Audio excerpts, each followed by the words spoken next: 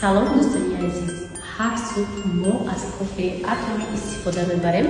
بدونید چقدر خوبه کافه اتمی که اگر شما بیماری قند داشته باشه یا شکر زیاد نخواهید استفاده بردن، همینجا ببینید مقدار شکر نشان میده چند قدر اقدام دارید.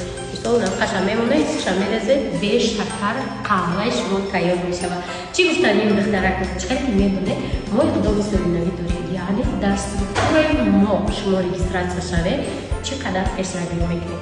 این مینا در سترکتور خودم در کاماندای نام همه نازکی کورا میآموزند.